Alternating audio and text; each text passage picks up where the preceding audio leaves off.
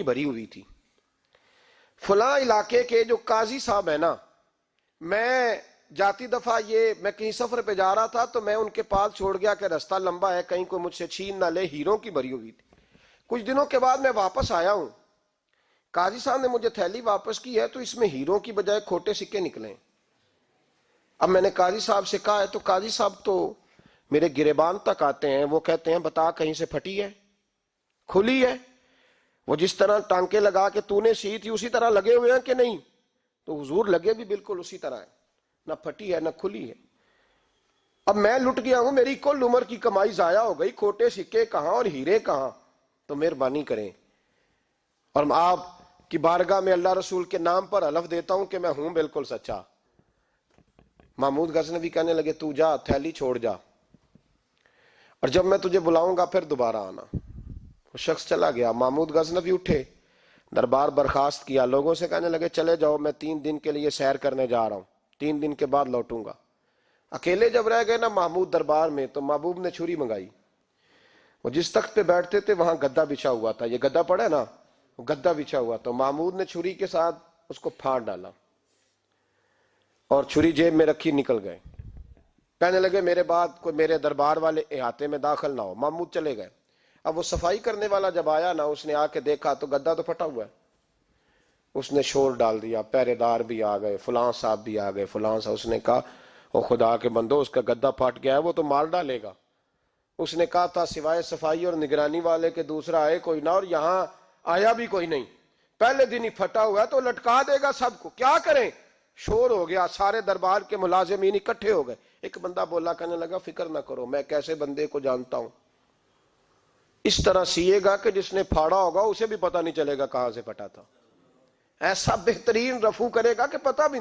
اس نے کہا یار ہم سارے 1 مہینے کی تنخواہ دیتے ہیں، 1 مہینے کی، تو بندہ بلا.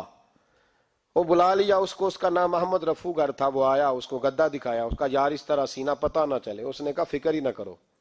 اس نے سیدھی اگلے شام ہی لا کے بچھا دیا گدا. تیسرے دن بادشاہ سلامت آئے، آ کے پہلی نظر گدے پہ ڈالی. اس نے بلایا سب ملازمین کو، کہا کس نے سیا ہے؟ کہا جناب کیا ہوا؟ کہا یہ پھٹا ہوا تھا. کس نے؟ کہا نہیں پھٹا ہی نہیں. وہ کہنے لگے بنو بات، میں خود پھاڑ کے گیا تھا. تو بتاؤ صحیح سیا کس نے ہے؟ کہا جناب آپ پھاڑ کے گئے تھے تو بتایا کیوں نہیں؟ فرمانے لگے اسی لیے تو بتایا نہیں تھا کہ تم خود تحقیق کر لو. بلاؤ بتاؤ پھاڑا کس نے؟ احمد. سیا کس نے؟ تو بلا لیا. احمد رفو گر آ گیا. اس کو جب بلا کے سامنے بادشاہ کھڑا کیا، کہا بھئی تم نے سیا ہے؟ کہنے لگا حضور آپ کے سارے ملازم کٹھے ہو کے آئے تھے، میری غلطی کوئی نہیں. کہا نہیں یار تو بڑا کاریگر ہے، میں نے اپنے ہاتھ سے پھاڑا تھا پر مجھے بھی نہیں پتا چل رہا کہاں سے پھٹا تھا. اچھا یہ بتا یہ تھیلی جو ہے یہ بھی تو نے سی تھی؟ اس نے کہا جی آپ کے خادم کا ہی کارنامہ ہے، وہ فلانے علاقے کے قاضی صاحب آئے تھے، اس میں سے ہیرے نکال کے تو کھوٹے سکے بھرے تھے تو مجھے بھی تھوڑا سا حصہ ملا تھا. محمود نے سارے گواہ بھی اکٹھے کر لیے، ثبوت بھی اکٹھے کر لیے. پھر قاضی کو بلایا. محمود غزنوی نے کہا قاضی صاحب آپ سے غلطی ہو گئی، غریب آدمی تھا، وہ لوٹ گیا ہے، اس نے تو بڑی مشکل سے کچھ ہیرے جمع کیے تھے اور اس کی کل کائنات تھی، تو آپ اس کا مال اسے دے دیں، بات ختم. قاضی صاحب کہنے لگے آپ مجھ پہ الزام لگا رہے ہیں، سوال ہی نہیں پیدا ہوتا. آپ میری داڑھی دیکھیں، آپ میرا اعزاز دیکھیں، دنیا جانتی ہے میں اس کا. قاضی صاحب انسان بھول ہی جاتا ہے، بندہ بھول جاتا ہے، غلطی ہوگی مال نے. کہا نہیں سوا. کہا میں تنہائی میں پوچھ رہا ہوں، میں اس وقت پوچھ رہا ہوں جب دوسرا موجود کوئی نہیں. آج توبہ کر لے، میں کچھ نہیں کہوں گا، تو میری زبان پہ اعتبار کر، تجھے پتا ہے میں جو کہتا ہوں اس پہ عمل بھی کرتا ہوں، باز آ جا. پر قاضی نے کہا نہیں میری غلطی کوئی نہیں. محمود نے پھر بڑے دربار میں بلا لیا، مجمع عام میں. مہلت کے دنوں میں جو توبہ کر لے وہ بچ جاتے ہیں، لیکن لوگ رسوائیوں کے دنوں میں پھر واپس لوٹتے ہیں اگلا گھر دیکھ کے، پھر حالات اور طرح کے ہو چکے ہوتے ہیں. جب بھرے دربار میں قاضی کو بلایا، بھائی تو مانتا ہے کہ نہیں؟ اس نے کہا نہیں. تو کہا بلاؤ احمد رفو گر کو. جب احمد رفو گر آیا تو بوڑھے قاضی کی ٹانگیں کانپنے لگی، جملے ٹوٹنے لگے، لفظ زمین پر گرنے لگے، بات صحیح نہیں ہوتی، زبان لڑکھڑانے لگی. محمود کہنے لگے قاضی میں نے تجھے کہا تھا وہاں مان جا بات، اب بھرے دربار میں بول. تو جب قاضی صاحب کی گردن خود بخود جھک گئی تو دنیا سمجھ گئی. کہا نکل جا میرے دربار سے. محمود بولے نکل جا. اتنی تجھے عزت دی، اتنی بڑی تنخواہ دی، قاضی بنایا، اور یہ تھوڑی سی رقم کے لیے، تھوڑی سی رقم کے لیے تو بددیانت ہو گیا، چل چلا جا، نکل۔ قاضی دربار سے نکلا تو لوگ لعنتیں برسانے لگے۔ کل جو دکانیں چھوڑ کے سلوٹ کرنے آتے تھے وہ کہنے لگے اس کی عمر دیکھو، اس کے کام دیکھو، دیکھو اس نے کیا کیا۔ گھر گیا، بچے جن کے لیے پاپ کمایا تھا، جنہاں لی تو پاپ کمائے ہن کتھے نہیں ہو تیرے کر دے، وہ بچے کہنے لگے ابا جی ہم تو سکول مدرسہ جانے کے قابل نہیں رہے، لوگ پوچھیں گے تو کیا امید تھی کہ بیوی ساتھ دے گی۔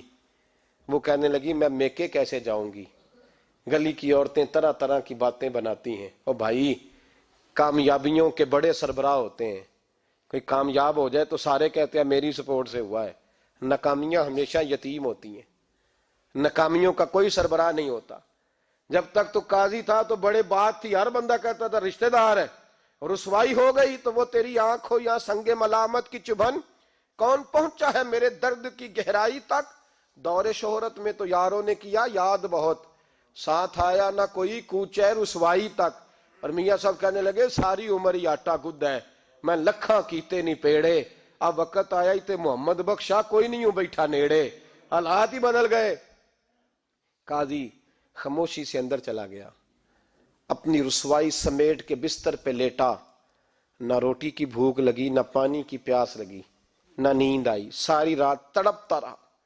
سویرے گھر والوں نے دروازہ کھولا تو روح پرواز کر گئی تھی، دنیا چھوڑ گیا۔ حضرت ابو نور علیہ رحمہ بولے، فرمانے لگے یاد رکھو کبھی بددیانتی نہ کرنا، کبھی، یہ تو محمود غزنوی کی عدالت تھی، قیامت میں رب کریم کی عدالت لگے گی۔ اور فرمایا وہاں تو گواہی دینے والا احمد رفو گر تھا، قیامت میں تو تمہارے اپنے ہاتھ پیر گواہیاں دیں گے۔